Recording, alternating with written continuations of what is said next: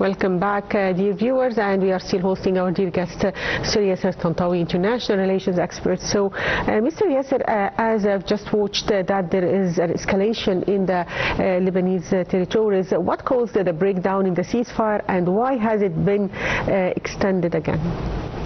I think we need to think it's about from the Israeli perspective. Yes. In Israeli perspective, the ceasefire is going on because, number one, Hezbollah is not part of the ceasefire agreement. It's between Lebanese government and Israeli government. So for them, it's out of the question. It's something else. Hezbollah is something else. On the other side, for them, Israel is putting always in any angle they are having, in any agreement they are having for ceasefire, a part concerned with self-defense. They give them the right and the upper hand to defend themselves against threats. Which is already defined by them, not by somebody else. So technically, from their perspective, nothing is happening. It's always there is a ceasefire. Even there is no ceasefire because it should be between two equivalent powers that agreed to have ceasefire.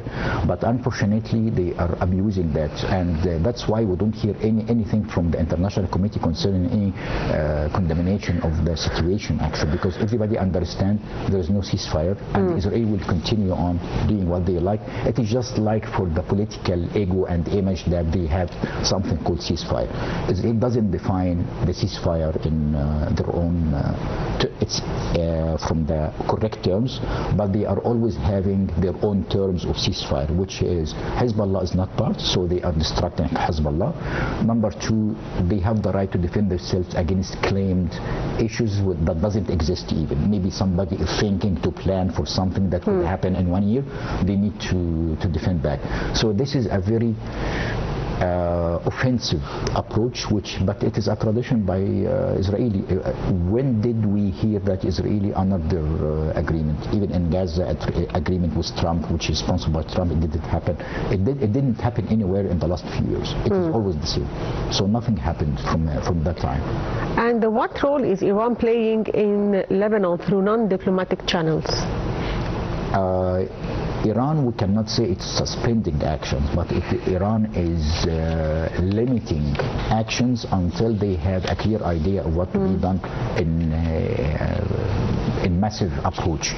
That means Iran will not abuse their powers in Lebanon through political channels or Hezbollah or else, because we need to remember that Iran having other arms rather than Hezbollah. Hezbollah is part of their military power, but there are lots of diplomatic arms for Iran in Lebanon, Syria and Iraq and so on. So we need to understand that Iran is suspending or halting any action now until they have their own mindset to tolerate response based on their own benefits. Iran is looking for its own benefit only. They don't care about, with all respect to Hezbollah or others, but on the way they are using Hezbollah to do something. And the claims of defending Lebanon against Israel is nonsense, because in this case, why didn't Iran arm the Lebanese army, just an example, instead of arming a separate party called Hezbollah? So practically, we need to be honest in that Iran is just trying to wage the war, but not now.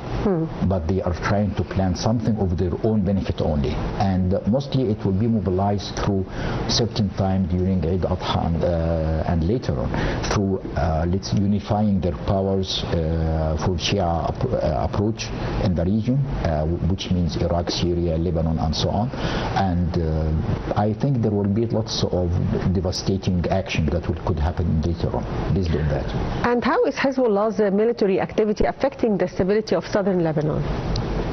Hezbollah from beginning, it was affecting the stability of southern Lebanon. It was not a safe zone. It was always a losing zone. And actually in the last few weeks, and we understand, Israel, instead of having 52 villages and cities around, now they are extended to 82.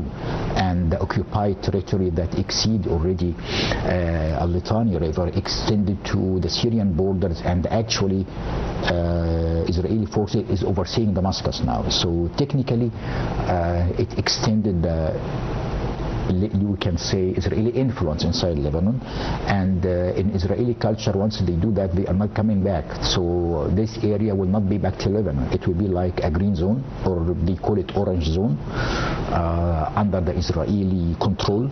Okay, so it will be just a place that was owned one time by Lebanese, and that's it. And that's why Israeli is bombing it now with white phosphor and so on. That means this area is not be able for living humans anymore. There is no agriculture, no plantation, also because everything is burned, and it will take tens of years to be cultivation to happen again. Just an example. So there is no way to be back. So all of this area was lost. Hezbollah now will just move the borderline ahead. So I think this is the only winning factor that Hezbollah did. They just extended their Israeli territory more. They extended 50% more actually in the last 2 weeks. And but Israel mostly will stand still by that because they are happy with the region they take. Other than that, there is useless. There is no agriculture areas, no resources, no nothing. So Israel is not interested to extend the borderline more. They take already what they want. From Lebanon? From Lebanon. They take water, they take dams, they take power stations in the north, they take one port, they take all reclaimed areas, and so what else? That's it. So extended it, it's occupied by high population, and there is no use of it. Why he should take, just a very simple example, if he take Beirut, what he will do with it? Yes. He will need to make it survive. It's not of interest. He took already what he wants. He took 82 villages until now, which is a very high number. 82? 82. From it was Lebanon? 52 from the beginning, now it's 82. They are occupied by Israel, and it is plain now. They are mobilizing people out of it. And the people are displaced Yes, by force. So people are displaced. There is no way to come back because it's burned. Most of the places are burned by white phosphorus and lots of explosive there. So it is not easy to go back to their own homeland again. So this is something that we need to be honest in that Hezbollah did for the Lebanese people. It's damage by intention because they know that will happen. And with all respect of those odd operations that happen from Hezbollah, but this is not a real military army-to-army power. They are doing some issues, destroying a tank here and there, but we are speaking about thousands of soldiers are getting involved from Israel. So the damage is not that big as they claim. There is some political or some linguistic media from their side, but on the real ground there are lots of losses happen. The losses is beyond expectations for Lebanese as a republic. And as a people of Lebanon. And on their economy, of course, it was already suffering. Economy is already distracted. 2 years ago, once Hezbollah created the, let's say, equivalent financial system through their committees and so on, and replaced Lebanese banks by some committee boards and so on, it just distracted the entire Lebanese economy, and now people are using US dollar instead of using lira and so on, which is useless now. So it's already, the damage has already happened. I mean, and it is irrevocable damage. It will not be getting back. So hopefully people get attention that the loss is major, and there is no other benefit. I mean, there is no benefit. We cannot detect any benefit. Economy is distracted, but there is no banking system, no banks, no economy, no industry. What else? It's damaging. So, Mr. Yasser, how do you see now the situation in Iran and the escalation? You said that it's coming.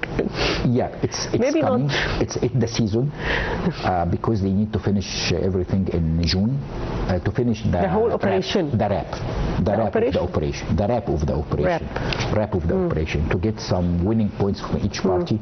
So what we are doing now is what we call it the de-escalation of the escalation. So both sides escalated massively, and now they are thinking how to de-escalate. Practically everybody was thinking that the visit of Trump to China will be doing whatever, but it was not related at all to Iran. Maybe Iran was part of the discussion, but it was never the part. But it is considered a historical visit, and it's a critical time. It's historical visit from the American point of view. Yes. Because he is the first one president who visit China since Obama and so on. So that means it's historical for him for the winning. He was planning to. If you can see, he captured with him in the campaign, in the delegation, lots of businessmen coming from electronics, AI, technology companies, and Boeing, of course, was joining. And all of that was was not looking for Iran. It was not for Iran. And actually, he didn't take in the delegation any experts in nuclear activities, mutual destructive weapons, and Iran behavior. They are all businessmen delegation, and they were looking to resolve the issue of course, the mineral, the rare minerals, which is a key issue to the industry. We need to remember that American power lost or consumed more than 50% of long-range missiles like Tomahawk and so on in Iran, and they need to recover that. The recovery will need rare materials, including Boeing and so on, which they are having problems in it now. So they are trying to resolve that with China, which didn't happen. I mean, they reached point zero because of the red lines of China. On the other side, Iran is putting its own red lines, which is Hormuz, the payback of their own money. And actually, Iran withdrew something. In the beginning, they asked to return back of the sanked or freezed Iranian assets in the U.S. Now they are talking only about 25% of the assets to be returned. Opening Hormuz, it was already open before war, so I don't understand why they are opening something that was closed because it was open before. So it's like there's some puzzles here. Maybe the agreement could be some sort of Iran withdraw their support to the proxy allies in the region and use another region to be a threat, which is Al-Mandab zone, because this is a benefit to the U.S. to take control of this area, to have the influence in which, because the U.S. is targeting to control the entire maritime industry. That means they need to control of those zones like Hormuz, like Mandab, and so on. And we can see that even Mountain of Tariq in Spain, there is already U.S. submarines allocated there. So that means U.S. is using that to extend the military power to cover those zones and to have the entire Navy engaged in maritime activity to, let's say, to make it in the benefit of the U.S. So there are lots of politics engaged. So the war, even it's damaging lots of things in the U.S., but it is used also to empower some other U.S. economic factors by taking control of all, let's say, commercial and international trade facilities worldwide, controlling it. On the other side, Iran is looking to give away. There is no problem for Iran to give away their enriched uranium, because regardless of the uranium, everybody understands that Iran will not be able to have any nuclear bomb between 2032 to 2036. So this is already 10 years ahead.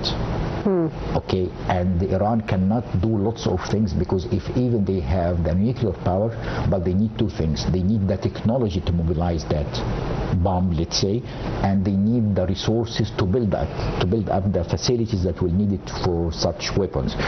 And Iran doesn't have both. So in addition to that, if we remember Khamenei, the previous Ayatollah of Iran, was stated that it's forbidden for them to take nuclear weapons. It's forbidden by their fatwa, let's say, which is under negotiation now. So practically, nobody understands what is the military power of nuclear power, which doesn't exist. So I think it will be like Iran could be paid through some, let's say, construction and urban planning projects to be funded later on by Arab countries or other sponsoring activities, and mostly EU will get engaged more in some peace talks. So everything will be tolerated, but that will happen after the second half of June, let's say. Maybe they sit to negotiate after through some EU members. So because Egypt and Pakistan, Saudi Arabia is engaged now, Turkey and so on now, and it is not a big possibility. The EU is getting engaged through certain members like Austria, like Italy and so on, and France will get communication, because France part, even they are sending the airplane carrier Charles de Gaulle, but it has been sent for defensive activities, not for opening by force the strait. So practically things will be tolerated, but both sides like Iran and US is looking for a winning point to show people that we win. So this is the only war that we can see that three parties engaged, which is Israel, Iran and US engaged in a military conflict. The three powers claiming that that they win, and the three powers, everybody knows they lose. Yes. So it's very strange puzzle. It's a very strange war. Yeah, it's very strange war, but it's becoming a media war more than a real war. Yes. And Iran accept the losses because this is a belief in Iranian culture. Iranian believe that there are mortals, they can die for their own religion, for their own country, and so on. Beliefs. So the belief is that, and we can understand that belief. We need to remember this is typical what happened in Vietnam. Whatever is happening in Iran and could happen in Iran will not be. It is zero compared what the U.S. did to Vietnam, but it ended up with what? U.S. get out of Vietnam. So it could be worse, and everybody knows. But nobody can state that this could happen, because everybody knows the bad history, and there are lots of stabilizing points that needs to be elaborated in the U.S. from the U.S. perspective. Especially we have new elections coming on board, so everybody is having lots of precautions in that. So it's becoming like a public media campaign more than a military conflict. Actually, U.S. President Donald Trump warned Iran that the clock is ticking as talks to bring the war to an end have stalled. Actually, he started threatening them of strikes and of attacks in the near future. So how do you see this statement that the clock is ticking and that it's about time to negotiate or to strike Iran? I think it has been thinking for a long time ago already, and every few days he's coming with a new statement, with a new mood, which is we destruct entire Iran, we'll do this, we'll do this. But as you said, it's a media war. It's a media war, and he's using his platform Truth to explore that. And actually this is a pure media issues, and you can see we need to understand with Trump when he issued the statements. So we need to understand, we can consider the statements that came up from 4 in the morning up to 8 in the morning. It has a certain profile. Yes, it was 3 hours ago. Yes. So that means we need to understand, depends on the time of the launch, you will understand the background. And actually is he regardless of anything, we need to understand that the U.S. currently is using its own not military and non-military activities, like media, like press, like social media, like influencer, even the people and countries who is attacking the U.S., because it's create a lot of struggles in the picture, and the only winning point, the people who he is playing the games with, the key makers in the back end, who are trying to play games with that. So Trump is saying, with all respect, all of those words, which is clock is ticking, we'll destruct Iran, there will be no Iran. It has been repeated in different terms for a long time. So he's creating a sort of, to be having a sort of acceptance that anything could happen. So he's furnishing the ground that anything could happen and so on. So for any solution that will make everybody happy, everybody will be extremely happy outside that circle, that things are resolved. So winning 5% would be perfect for everyone. So sir, also if we talk now about the Strait of Hormuz and Iranian ports, what are the situation there? What is the situation? Are they operating still under the U.S. control, the Iranian ports? We need to understand the Strait of Hormuz is a triangle. It is not one part, it's a triangle. Part of it between Iran, UAE, and the other part is between Iran and Oman. So part of it in Gulf area, the other part in Arab Sea. So practically that triangle, practically the only place which is easy to be maneuvering through is coming through the 14 kilometers within Iran.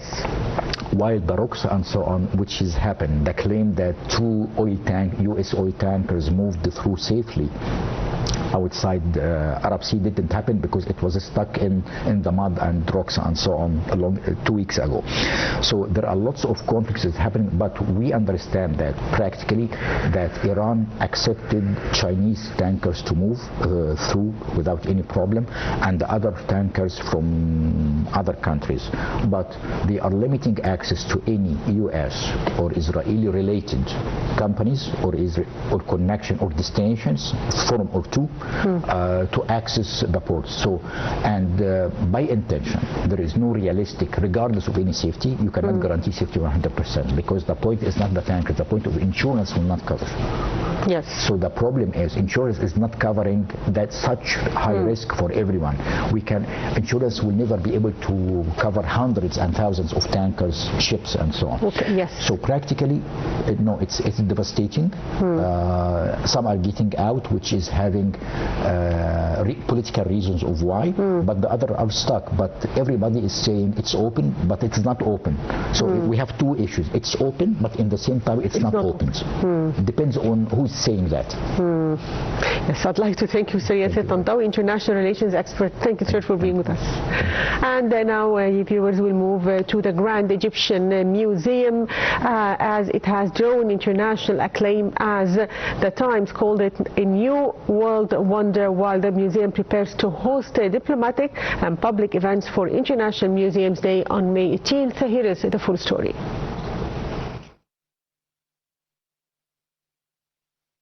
The Grand Egyptian Museum has been front and center this week, recognized internationally and hosting cultural events for International Museum Day 2026.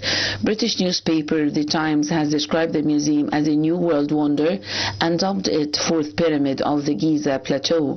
The $1.2 billion facility sits next to the pyramids of Khufu, Khafra and Menkaure, with a triangular glass design that mirrors them. The Times highlighted how the architecture blends modern design with ancient solar engineering, pointing to the central hall where a colossal statue of Ramses II is lit by natural light on specific dates, echoing Abu Simbel's precession. The museum holds over 100,000 artifacts from 30 dynasties, including the full Tutankhamun collection, and uses open spaces, AI